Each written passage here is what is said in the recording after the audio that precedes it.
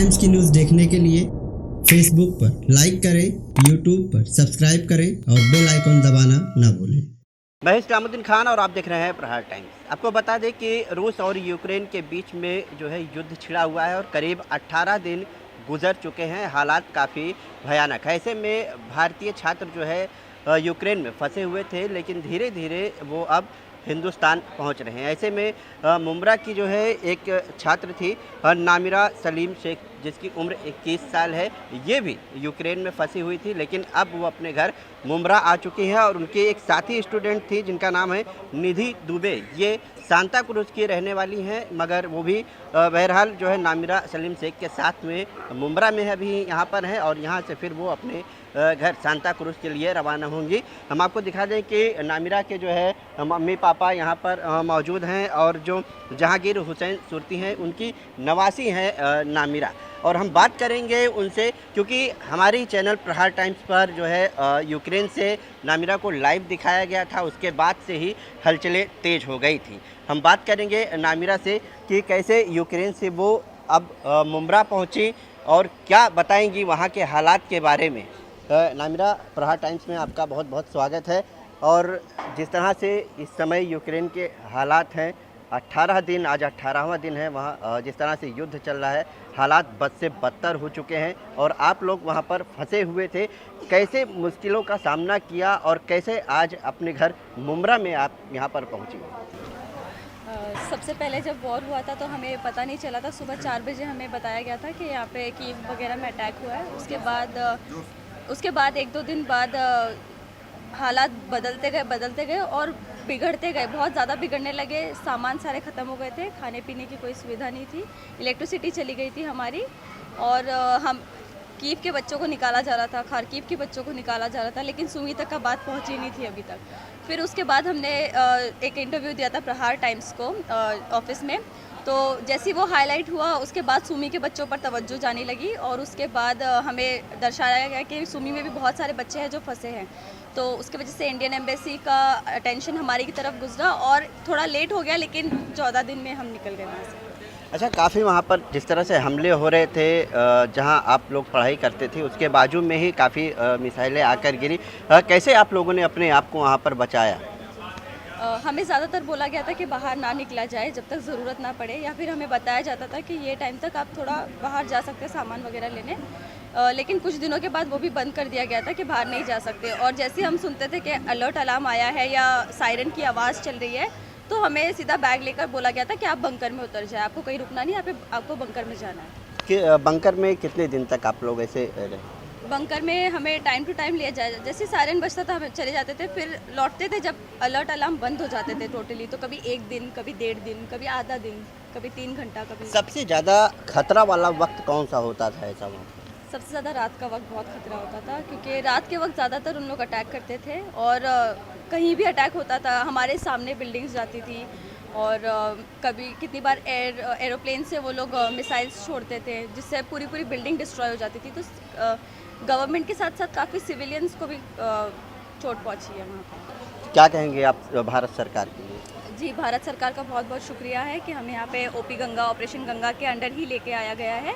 हम 2 अकेले नहीं हैं, 750 बच्चे, जिसमें इंडियंस और एक्स्ट्रा पाकिस्तानी बच्चे, बांग्लादेशी, चाइना, नाइजेरियंस, अफ्रीकन्स और यूक्रेनियन सिटीजन्स भी हैं जिनको बॉर्डर पार कराया गया था। तो इंडियन एम्बेसी का बहुत शुक्रगुजार हूँ, सेंट्रल गवर्नमेंट का, स्टेट गवर्नमेंट का, प्राइम मिनिस्टर का, everyone, thank you so much. Nidhi Dubey, आप क्या कहेंगे? हमें ऐसी जानकारी मिली कि आप पहले ही काफ़ी आ चुकी थी, लेकिन आप इनका साथ नहीं छोड़ी कि हम इनके साथ में ही जाएंगे मुंब्रा में। मेरी एक्चुअली इनसे काफ़ी पहले 15 दिन पहले ही छुट्टी हो गई थी। बस बात ये थी कि साथ आए हैं, साथ रह रहे हैं, तो फिर मतलब बस साथ में रहने में ही मतलब काफ़ी कन्वीनियंट था, तो बस। क्या कहेंगे आप, जिस तरह जो माहौल वहाँ पर आप देख के आई हैं, क्या उससे आपको ऐसा लग रहा था कि क्या हम अपने मुल्क, अपने वतन यहाँ से ज़िंदा लौट पाएंगे? आप क्या वहाँ पर महसूस किए? डर तो बहुत था, पर उम्मीद थी कि आ जाएंगे वापस, कि हम अच्छे से रह पा रहे थे ना, यहाँ हमारे घर वाले। तो बस यही हम एक दूसरे को उम्मीद दे रहे थे, आ जाएंगे, एक दिन आ जाएंगे। और बस फिर कितने लोगों की दुआ और कई लोगों की मेहनत वो लेकर आई हमें यहाँ तक। काफ़ी भयानक मंज़र था, मगर ज़िंदगी सही सलामत रही और ये दोनों लोग मुंब्रा वापस लौटे हैं। और हम बात करेंगे नामिरा के जो पिता हैं सलीम शेख, उनसे हम बात करेंगे। आप क्या कहना चाहेंगे? इंडियन गवर्नमेंट का बहुत बहुत शुक्रिया। उन्होंने काफ़ी मदद की हमारे बच्चों को वापस लाने में।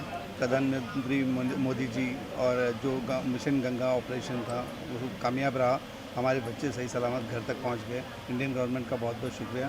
प्लस एनडीटीवी रवीश कुमार जी ने ये न्यूज़ को हाईलाइट की, वो हाईलाइट होने से गवर्नमेंट को ये नोटिस हुआ, उसके बारे में ये मूवमेंट ज़्यादा फास्ट हुआ और जल्दी से जल्दी उन्होंने कोशिश करके हमारे बच्चों को वापस सही सलामत घर तक पहुँचा दिया। हमारे साथ मौजूद हैं यहाँ नामिरा के जो जिनके निवासी हैं, नाना हैं जहांगीर भाई, वो हमारे साथ यहाँ पर मौजूद हैं, उनसे बात करेंगे। क्या कहेंगे जहांगीर भाई आप? मैं क्या कहूँ, बस इतना कहता हूँ कि फरार टाइम का बहुत बहुत शुक्रिया। इन्होंने पहले न्यूज़ चलाया, उसके साथ साथ हमारी फरज शेख इंडियन मुस्लिम लीग की जो कार्यकर्ता है समाज सेवा फरज शेख, उन्होंने दिल्ली के अंदर रह के 3 दिन जाके अपने एमपीओ के साथ में मिशन गंगा में लिस्ट में इन लोगों का नाम डाल कर पूरा उन लोगों को जो भी मिशन तक पहुंचाना था, इंडियन गवर्नमेंट को जगाना था, उन्होंने काम किया। 3 दिनों दिल्ली में रह के फरज शेख जो है हमारी इंडियन मुस्लिम लीग की कार्यकर्ता जो है समाज सेवा, उन्होंने ये काम किया। उसके साथ साथ एनडीटीवी का शुक्रिया अदा करूँगा, मैं रवीश कुमार का शुक्रिया अदा करूँगा। इन लोगों ने पूरा हाईलाइट किया, इन लोगों ने सबको बहुत बहुत शुक्रिया। मैं इन सब का शुक्रगुजार हूँ। भारत सरकार ने इनकी बातों पर सुनकर और इन लोगों को इंडिया पहुंचाया, इंडिया लेकर आया हमारे बच्चों को हमारा साथ।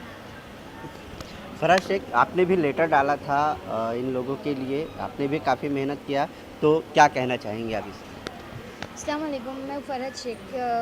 जैसे कि सब जानते हैं, दरअसल मेरा जहांगीर अंकल और मेरे फादर जो है वो बहुत अच्छे दोस्त थे। और जब इन्होंने मुझे फ़ोन किया कि बेटा अपने घर के बच्चे यहाँ पर फंसे हुए हैं करके, तो मैंने बोला नहीं अंकल, मैं दिल्ली में हूँ, मैं इनके लिए बात करूँगी। और मैं पर्सनल लेवल पे मेरे पास बशीर साहब का, हमारे जो लोकसभा के सांसद है, उनका हमारे पास लेटर, मैंने बाकायदा लेटर थ्रू उनसे बात किया और बच्चों का नाम दिया, बच्चों की लाइव लोकेशन दिया उन लोगों को, बच्चों का कॉन्टैक्ट नंबर दिया और उनको बाकायदा मैंने बोला कि आप जो है वहाँ पर मुंब्रा के बच्चे, मुझे उनकी जो है आप हेल्प कीजिए वहाँ पर।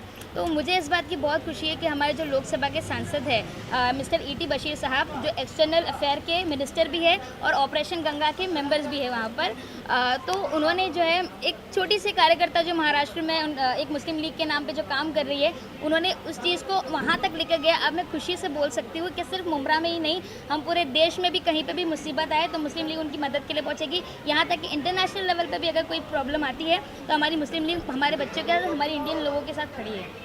बहरहाल नामिरा और निधि दुबे यूक्रेन से वो अपने घर यहाँ इंडिया में पहुँच गई हैं और कई लोगों की मदद मिलने के बाद वो यहाँ पर पहुँची। लेकिन जिस तरह से हालात जो बद से बदतर हैं, वो काफ़ी भयानक तस्वीरें अब तक यूक्रेन से सामने आ रही हैं। लेकिन सबसे अच्छी बात यह है कि भारत सरकार, जो भारत के स्टूडेंट है, वो कहीं ना कहीं जो है उन्हें भारत लाने में कामयाबी हासिल हो रही है।